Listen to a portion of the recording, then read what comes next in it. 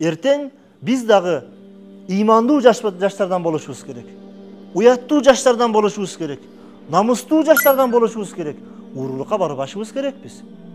Ата энебиз бизди ууру кылып багып аткан жок. Тамек тарта турган болбошубуз керек. Ата энебиз бизге тамек тарта турган бир алкаштыл чогултуп аткан жок бизди.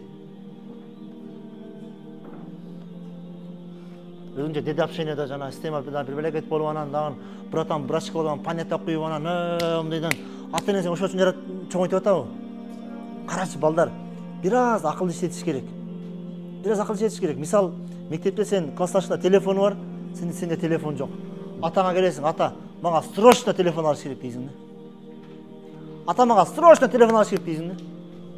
Байкуш атаң телефонду каяктан алып берет? Тапкан айлыгы, иштеген айлыгы бир 15-20 миң болсо, апаңа көйнөк алып берсе, сен мектебиңе кийим алып берсе, китеп алып берсе, сен магазинге акча берип атса, сен телефонуңа акча жетпей атат да. Байкуш атаң айтат, балам айлыкты чогултайлы, 1-2 айды чогултуп, анан кийинки сага телефон алып берели десе, сен жанагы мектептеги классташтарыңа кызганып, менде дагы телефон болуш керек деп, мектептеги классташтарыңдын көңүлүн деп, сен атаңдын көңүлүн тебелеп атасың да. Карачы, сен кандай кичинекейиңден атаң, апаң багып чоңойтса, кичине акылга келип калып, чоңоюп калып, сен ата энеңди урматтабай да, көңүлүн тебелеп, сага срочно телефон керек да. Себеби сен классташтарыңда телефон бар да. Аллах Таала өзүнөн кийин эле Вaqada rabbuka alla ta'budu illa iyya wa bil walidayni ihsana. Аллах Таала буйрук берди бизге. Эң биринчи Кудайга ибадат кылуубузду. Кудайга ибадат кылган соң, андан кийин эле ата энеңерге жакшы мамиле кылгыла деди. Кудайдан кийин эле жакшы мамиле кылууга татыктуу бул ата эне. Биз эмне кылып атабыз? Ата энебиздин көңүлү биз үчүн жок болуп калды бүгүнкү балдар. Ата эненин көңүлү жок болуп калды, тебеленип калды ата эненин көңүлү. Сен атаң кыйналып атабы, кыйналбай атабы, акчаны каяктан татат, сага вообще айырмасы жок да. Болду, сен футболный кроссовка алышың керек да. Сен спортивный кийинишиң керек да. Сен телефонду алышың керек да.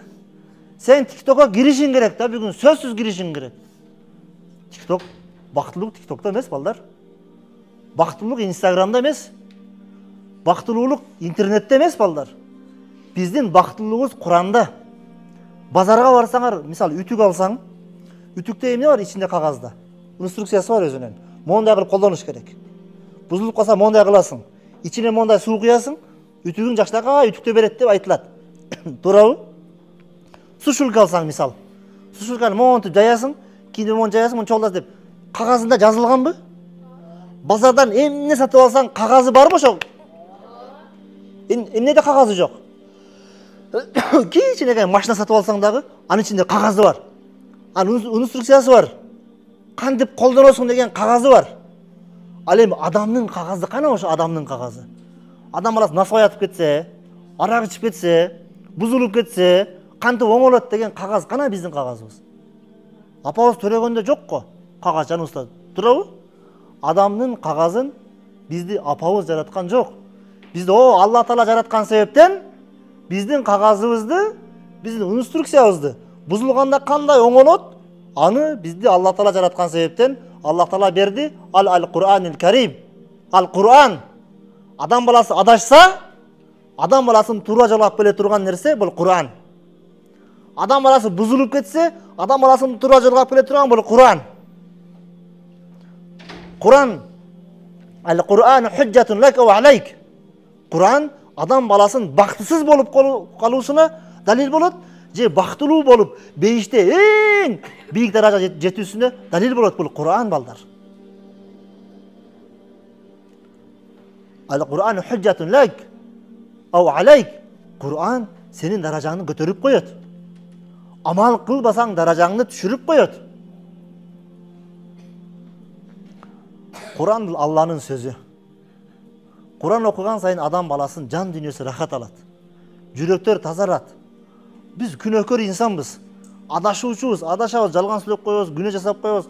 Ошонун баардыгын намаз аркылуу, Куран аркылуу биз тазаланабыз.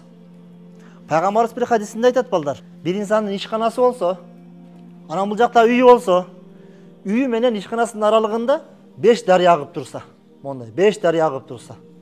Ишканасынан үйүнө чейин келгенге чейин ошо 5 дарияга жуунуп келсе, үйүнө келсе, 5 дарияга жуунганда денесинде кир калабы? Пайгамбар сураганда сахабалар кир калбайт деди. Мына ошол сыяктуу эле биз 5 маал намаз окусак, бизде эч кандай күнөө калбайт. Эгер чоң күнөө жасап койбосок эле. Кичинекей күнөөлөрдүн баардыгы кечирилет балдар. Ас-салату нурун. Бул намаз нур балдар. Эртең кабырда жалгыз жатканда бул намаз бизге нур болуп берет. Намазга бекем болойлу балдар. Эң биринчи Алланын ыраазылыгы турат. Эң биринчи сыйынуу бул Кудайга гана. Аллахка сыйынгандан соң эле жакшы мамилени ата энеге жасайлык дагы, андан кийин эле намазга бекем болойлу. Себеби эртең кыямат күнү эң биринчи Аллах Таала бизден намазды сурайт.